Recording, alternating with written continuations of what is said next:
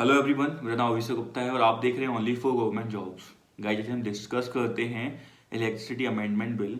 क्यों इतना अपोजिशन हो रहा है पूरे देश में? गवर्नमेंट हो, अपोजिशन गवर्नमेंट, कर्मचारी हो, फार्मर्स हो, हर कोई विरोध कर रहा है ना। पंजाब की तो जनता भी विरोध कर रही है।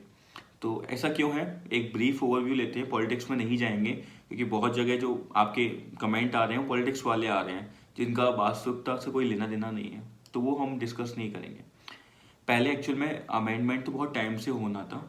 तो जैसे ये अमेंडमेंट जो हो रहा है वो 2020 से आपका लटका हुआ है और 2040 2050 तब से ही अमेंडमेंट होने थे।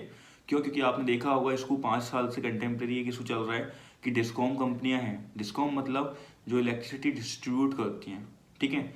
एक तो सप्लाई करती हैं वो वही डिस्कॉम्स, एक बनाती हैं वो जनरेटर हो जाती हैं।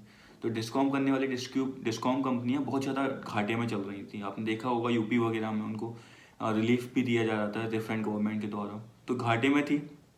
सेकंड आपका अब क्या हो रहा है, कोल का भी इशू आ रहा है, कोल का आ रहा है या फिर हर जगह सप्लाई करना है पूरे इंडिया में, ठीक है। ये सब इशू हैं, इसलिए ये अमेंडमेंट लेके आए। पहले तो अपन जानो कि लेके क्यों आए हैं। क्योंकि डिस्कॉम घाटे में थी, सभी जगह सप्लाई करना है।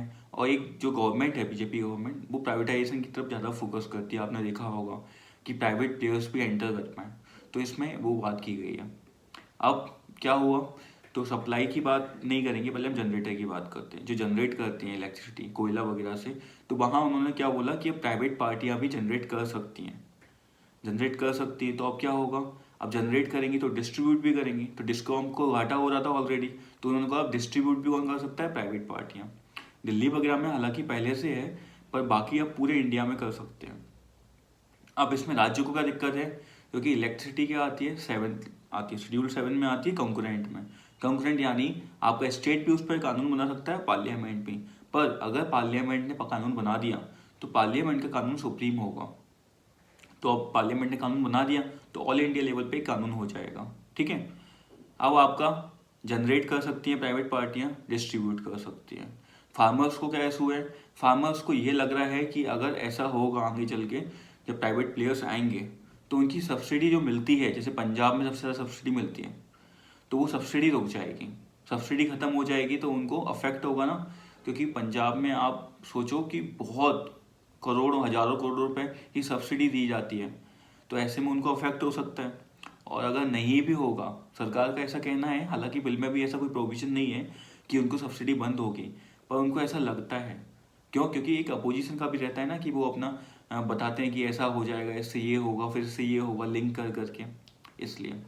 सेकंड, कर्मचारियों को क्या दिक्कत है, क्यों आगे चल के जब डिस्कॉम में आपके प्राइवेट प्लेयर जाएंगे तो उनकी जॉब लॉस भी हो सकती है, क्योंकि और घाटे में जाएंगे तो कंपनियां बंद होंगी, तो उनकी जॉब लॉस हो सकती है। ये हो गया।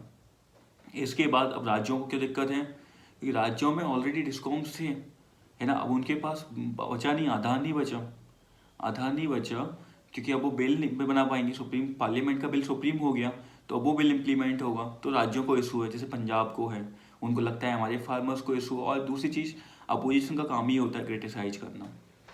थर्ड, इसमें मेन एक इशू है, सबसे बड़ा इशू है कि प्राइवेट प्लेयर्स जब आ जाएंगे, सबसे बड़ा इशू जो मुझे लगा इस बिल में वो ये है कि प्राइवेट प्लेयर्स आपके लायबल नहीं है। जैसे अगर हर कोने तक आपका एक राइट है, राइट टू इलेक्ट्रिसिटी, वो राइट टू इलेक्ट्रिसिटी इम्प्लीमेंट करने का जिम्मेदार आपका प्राइवेट कंपनियां नहीं होंगी, गवर्नमेंट डिस्कॉम्स होंगे। प्राइवेट डिस्कॉम्स आपको अगर वो चाहती हैं कि गांव में लगाएं तो लगा सकती हैं, अगर नहीं चाहती तो प्रॉफिट एरिया में लगा सकती हैं। तो ऐसे में क्या होगा, प्रॉफिट वाली जगह पे तो जैसे इंडस्ट्री में जब बहुत ज़्यादा फायदा है वहाँ सब तो प्राइवेट प्लेयर ले लेंगे, पर जो एक्चुअल में गरीब जनता को भी तो चाहिए लाइट, उन जगहों पर जहाँ प्रॉफिट नहीं है, हिली एरिया है, ऐसे टेरेन है जहाँ लाइट नहीं पहुँच पाती 24/7, वहाँ प्राइवेट प्लेयर नहीं जाएंगे। तो ये सबसे बड़ा इशू लगा। इसके साथ आपको सबसे बड़ा फ़ायदा जनता को है, क्योंकि गवर्नमेंट ऐसा बोल रही है ये प्रो पुअर या प्रो पब्लिक है। तो प्रो पब्लिक क्यों है, क्योंकि इसमें आपके पास राइट टू चूज़ होगा, आप किस कंपनी से लाइट लेना चाहते हो। जैसे अभी क्या है, अगर आपको कोई ए कंपनी आपको लाइट प्रोवाइड करती है तो आपके पास ये ताकत नहीं है कि आप बोलो नहीं मुझे बी से चाहिए, क्योंकि वहाँ पे है ही नहीं। पर बहुत सारी कंपनियाँ जब आ जाएंगी तो आपके पास पावर होगी कि मुझे इस कंपनी से चाहिए, तो बार्गेनिंग पावर बढ़ेगी पीपल्स की। ये चीज़ अच्छी है इसमें। बस वही इशू है लाइवल वाला कि अगर प्राइवेट आपकी कंपनियां हैं वो भी उन एरिया में पहुंच जाएं और उनके पास ही एक लाइबिलिटी हो तो ज़्यादा अच्छे से काम कर सकते हैं। ठीक है, आज के लिए शुरू में इतना ही, और बाकी जो पॉलिटिक्स चलती है वो आपको पता है। ठीक है, हम डिटेल में जाएंगे नहीं क्योंकि वो डिटेल कोई मतलब की नहीं है, क्योंकि अभी स्टैंडिंग कमेटी के पास ये बिल चला गया। सबसे अच्छी चीज़ गवर्नमेंट ने ये की, क्योंकि पहले बहुत ज़्यादा क्रिटिसाइज हो चुके हैं फार्मर्स बिल और मनी अदर बिल को लेकर। मिलते हैं अगली वीडियो में। जय हिंद।